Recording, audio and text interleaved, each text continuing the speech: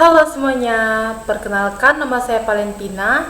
Saya dari program studi S1 Pendidikan Matematika dengan NIM 202501001. Pada kesempatan hari ini, saya akan membahas konsep persona manusia menurut Mikhail Polanyi, seorang filsuf yang melihat manusia sebagai pribadi yang utuh dan kompleks. Pemahaman ini penting karena membantu kita mengenali diri sendiri dan memahami orang lain secara lebih mendalam. Baik, saya akan masuk ke biografi singkat tentang Mikhail Polanyi. Mikhail Polanyi lahir pada tahun 1891 di Budapest, Hungaria. Ia memulai karirnya sebagai ilmuwan kimia, bahkan menghasilkan berbagai penelitian penting. Namun, seiring waktu, ia tertarik pada filsafat, terutama tentang pengetahuan dan manusia.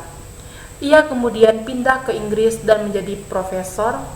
Karya-karyanya seperti Personal Knowledge dan The Third Dimension menjadi sangat berpengaruh. Polanyi menolak pandangan bahwa pengetahuan sepenuhnya objektif. Ia menekankan bahwa pengetahuan selalu melibatkan unsur personal. Kajian tentang manusia. Sejak zaman kuno, manusia telah menjadi pusat perhatian filsafat. Plato menyebut manusia sebagai makhluk rasional yang berhubungan dengan dunia ide. Sementara Epicurus melihat manusia sebagai makhluk yang mencari kesenangan. Di sisi lain, ilmu modern seperti biologi dan antropologi juga mencoba menjelaskan manusia dari sisi fisik dan sosial. Namun, Polanyi melihat bahwa manusia tidak bisa dipahami secara parsial. Manusia adalah misteri yang harus dipahami secara menyeluruh. Oleh karena itu, pendekatan terhadap manusia harus bersifat integratif. Konsep persona manusia. Polanyi memperkenalkan konsep persona manusia sebagai kesatuan utuh. Ia membagi manusia ke dalam 4 dimensi utama. Yang pertama, subjek rasional. Yang kedua, subjek reflektif kritis. Yang ketiga, subjek relasional komunikatif. Dan yang keempat, subjek yang bertanggung jawab. Keempat dimensi ini tidak terdiri sendiri, melainkan saling berkaitan. Kita masuk ke dalam pendalaman dimensi. Yang pertama, subjek rasional. Rasionalitas adalah kemampuan dasar manusia untuk berpikir. Manusia selalu ingin tahu. Ketika satu pertanyaan terjawab, muncul pertanyaan baru. Contoh sederhananya adalah seorang siswa belajar matematika. Setelah memahami satu konsep, ia akan bertanya lebih jauh. Inilah yang mendorong perkembangan ilmu pengetahuan. Rasionalitas membuat manusia mencari kebenaran, menyusun argumen, dan mengambil keputusan logis. Yang kedua, subjek reflektif kritis. Tidak cukup hanya berpikir, manusia juga harus merefleksikan pikirannya. Refleksi berarti melihat kembali apa yang kita pikirkan dan lakukan. Sokrates mengatakan, hidup yang tidak direfleksikan tidak layak untuk dijalani. Sikap kritis membuat manusia tidak mudah menerima sesuatu begitu saja. Contohnya, memeriksa informasi sebelum percaya dan mempertanyakan keputusan sendiri.